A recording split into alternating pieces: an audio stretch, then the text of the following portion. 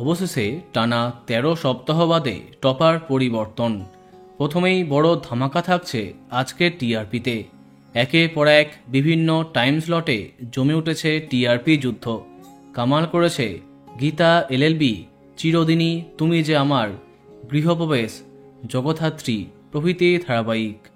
নতুন টপার কে হয়েছে, কে তার জায়গা আবার ফিরে পেল, চলো জানা যাক সবার টিআরপি।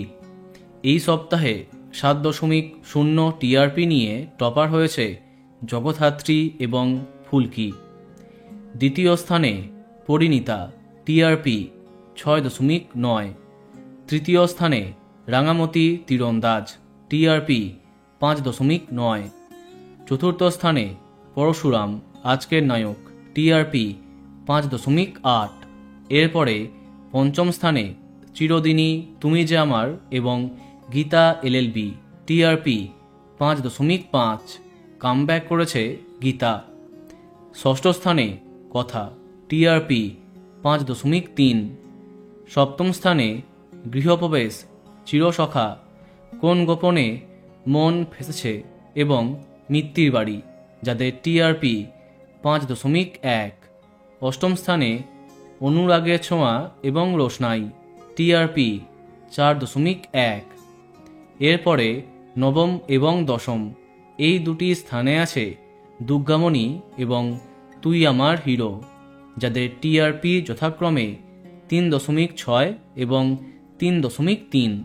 তাহলে এই সপ্তাহে প্রথম ১০-এ এই সমস্ত ধারাবাহিক আছে।